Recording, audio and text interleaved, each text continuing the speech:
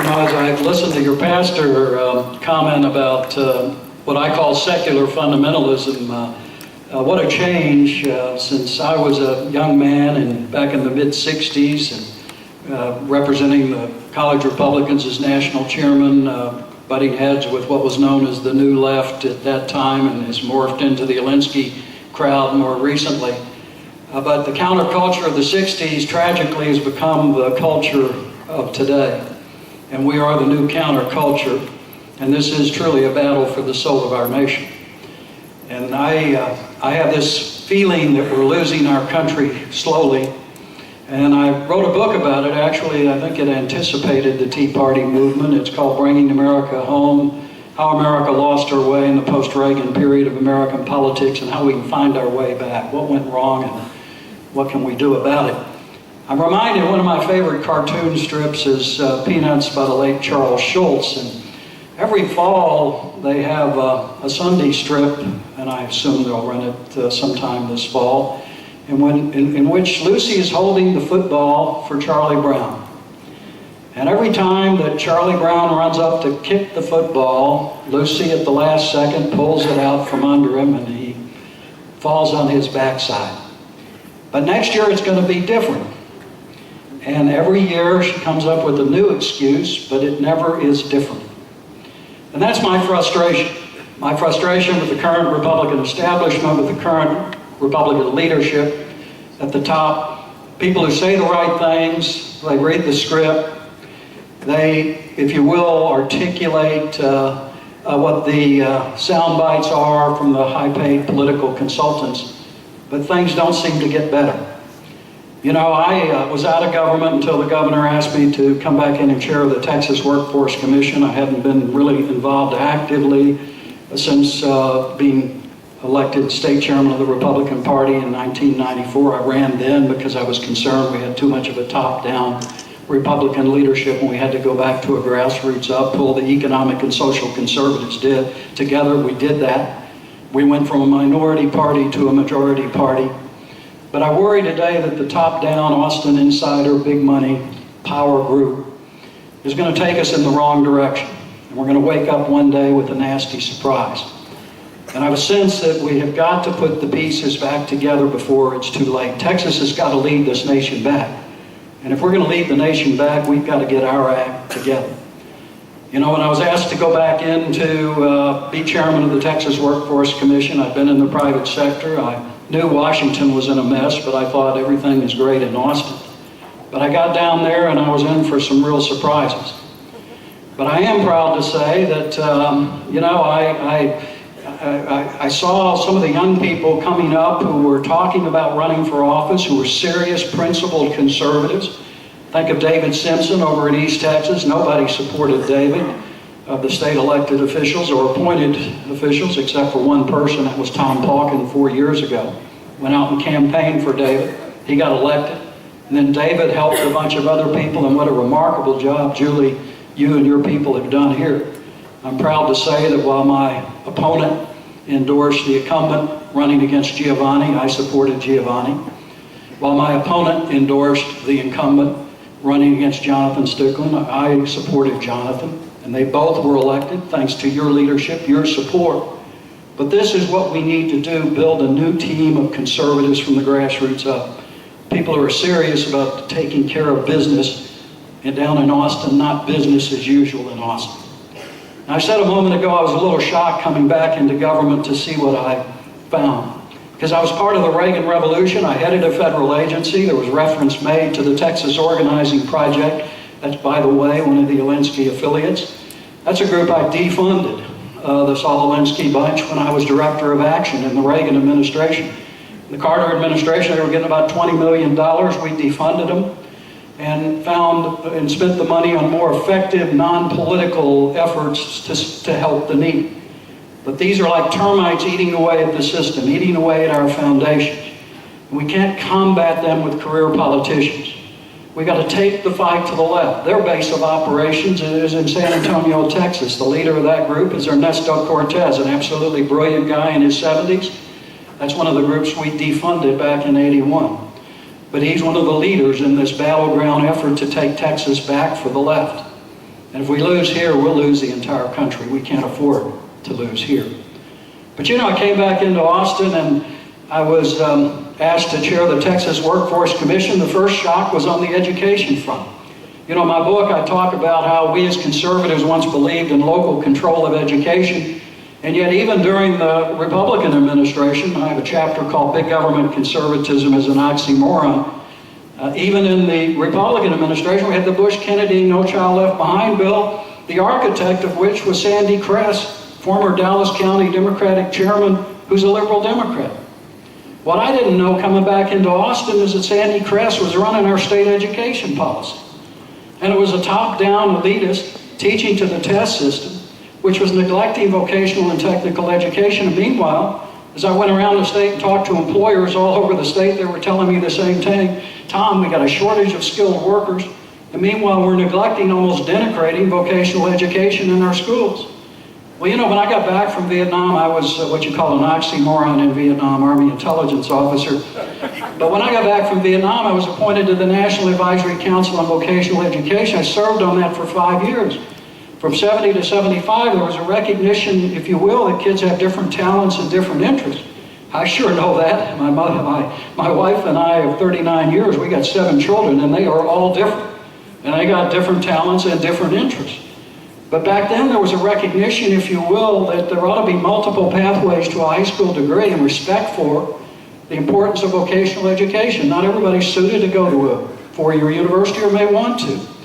But here, I get down to Austin, there's this elitist mindset run by a guy named Sandy Kress, and he started when Ann Richards was governor, and he's running education policy. And by the way, he's also representing Pearson Company that has the $450 million teaching to the test contract. He's a lobbyist for them. That's a pretty sweet deal, you know. You design the legislation, then you go out and lobby for the company that benefits from it. But this is a crazy business of test learning, not real learning. And so I began to work with a group of people. It wasn't real popular with the Austin insiders, but we set about to change the system and go back to a common sense approach. And we just did it. With the passage of House Bill 5, at least got the beginning going, which allowed for multiple pathways to a high school degree, more opportunities for young people to get vocational and technical education if they're interested in it, and also begin to return towards local control with transparency at the local level. And it was a real fight, but it's the beginning. People don't realize how important that fight was. It's the beginning of the undoing of this movement of power over education, which has been taken from Bush-Kennedy into Common Core with the most liberal regime in American history to much greater levels. It's the beginning of the undoing of that. And we put together a bipartisan coalition to accomplish that. But this is something that we've been neglecting. It's sort of like things are on autopilot down in Austin. And you know, everybody says he's a conservative. Greg Abbott says he's a conservative, but you just saw a month ago. Guess what? He wakes up every morning to sue Barack Obama, but then he wakes up one morning and he's aligned with Eric Holder in suing to block the American Airlines U.S. Air merger. That's not free market economics. This isn't a monopoly. This isn't going to protect the consumers. This is going to be a job killer for Texas. And it's a merger that makes sense. And it's one that we should be supporting, not having the state highest legal officer siding with the Obama administration in terms of trying to kill the deal and kill the deal at the last second.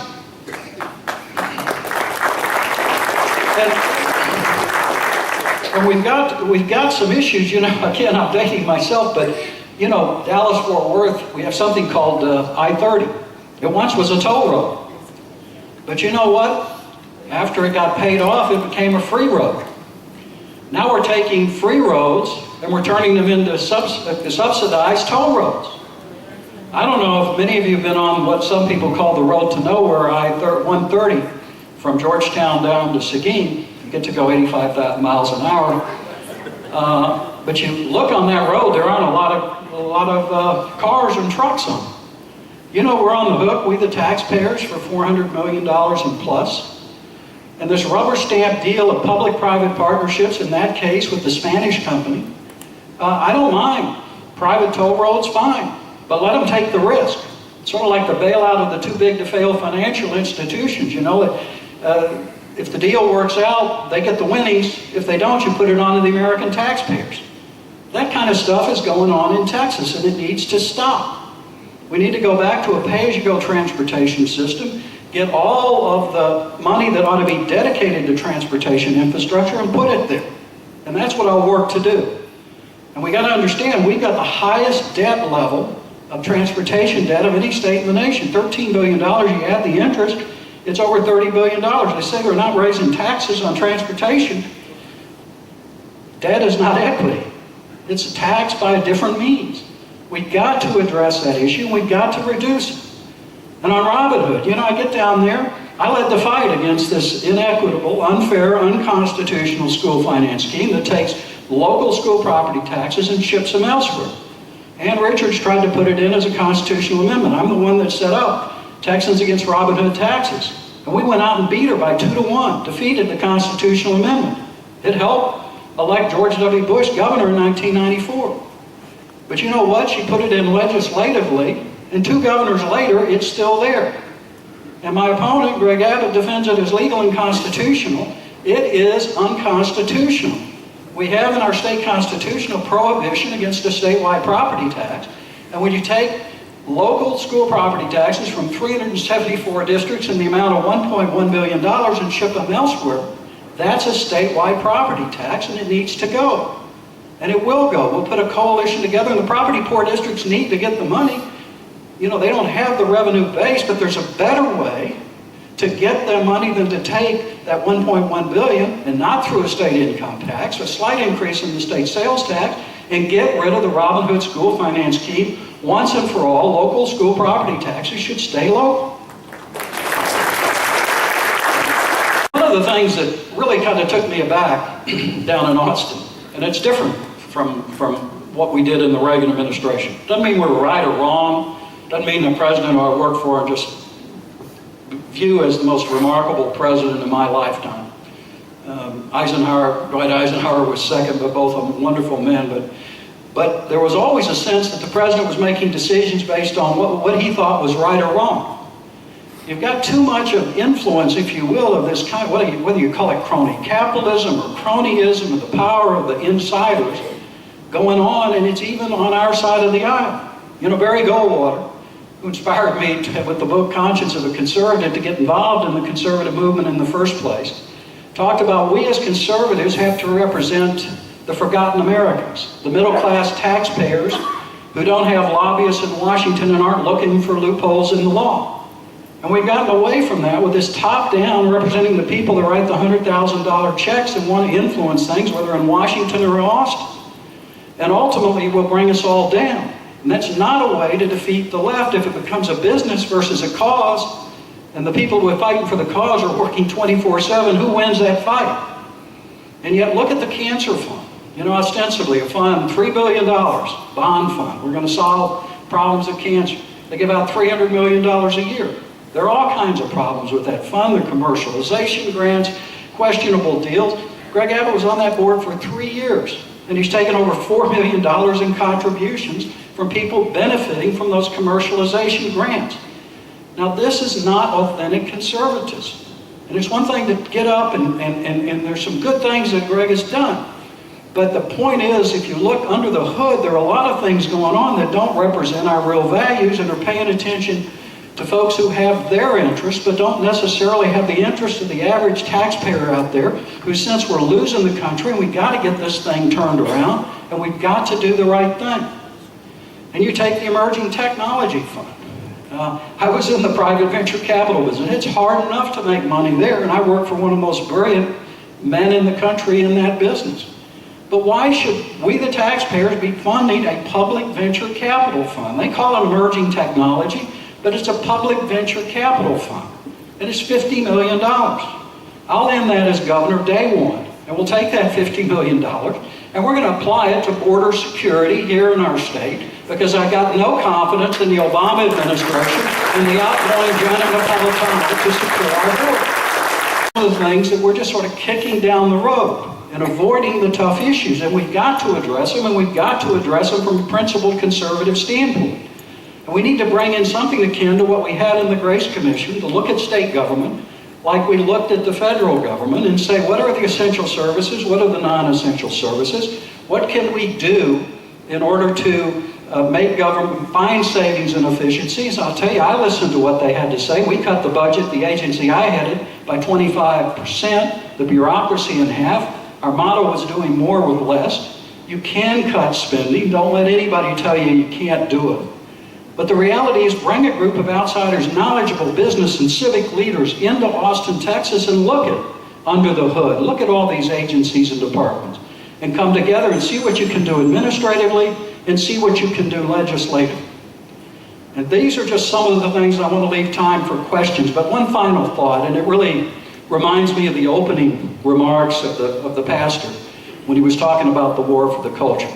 I have a chapter in my book, it's called Coarsening of the Culture. And the first quote from that chapter at the beginning are the first words of the Mayflower Compact, which were, "In the name of God, amen." And the second quote is from one of my great heroes from the 20th century, Alexander Solzhenitsyn, who I think was one of the great prophetic voices in telling the truth about what communism was all about. And his quote is, "Men have forgotten God." And what Solzhenitsyn says is that when he was a young boy and the Leninists and communists had taken over in what his beloved Russia, which was now called the Soviet Union, he asked the village elders, why did all of this happen? And the response to him was, it was because men have forgotten God. And then he was in the Gulag, and he went from being a man who was not a believer to a strong Christian. And then he wrote these marvelous works telling the truth about what communism was all about. And then he studied the history of communism. And he said 50 years later, he came to the conclusion there was no better explanation of what happened to my nation than that men have forgotten God. But he then came to the West, came to the U.S. He was invited to speak to Harvard. Invited once, never invited back. But in his speech there, he said, you too are making the same mistake. You're forgetting God, and you're going to pay a very heavy price. Then he went to London. And those of you who travel on business or vacation to what was the bastion of Christian civilization, Europe, now a post-Christian society, he received the Templeton Prize, and he made the same comments in London, that you are forgetting God and you're going to pay a heavy price. This is what's at stake. I've had a great life. I've been very fortunate, but I don't like what's on the horizon for our children and our grandchildren. I don't believe our best days as a nation are behind us. I believe we can put the pieces back together, but we've got to work as a team, and it can't be just about loyalty to individual politicians. It's got to be loyalty to principle and people working together. And it's complicated because conservatives, we differ among ourselves, and we've got to put the social and economic conservatives back together. But if we do that, if we have sound policies based on our conservative principles, not only can we win our base, but we can reach out to independents and discerning Democrats. That little issue of vocational education, I just spoke to about 150 people who were graduates of the Craft Training Center. And a lot of these kids would have been dropouts, but for this wonderful career and technical program that teaches them to be welders, electricians, and pipe fitters. And those kids were so proud to get that certificate, and guess what? They're going and getting very good paying jobs. You can make $1,500 to $1,700 a week as a welder. They've got their welding certificate, or they're electricians or pipe fitters. They're becoming self-sufficient. They're proud of what they've been able to accomplish. That's the conservative philosophy. It's a handout, not a handout. We've got to stand up and reach out to people who ought to be with us, with our values, our principles, and have Texas lead the way. And then let's show the nation not only what Texas has done and can do, but how we can lead the nation back and start taking the fight to the left. I'm tired of us always being on the defensive, always reacting to what they're doing. Let's stay ahead of them, understand their strategy, their methods, their techniques, their leadership, and know how to beat them and how to reach out. We've done it before. I've been part of that effort to do it before. We can do it again. We must, for the sake of our nation. Thank you very much.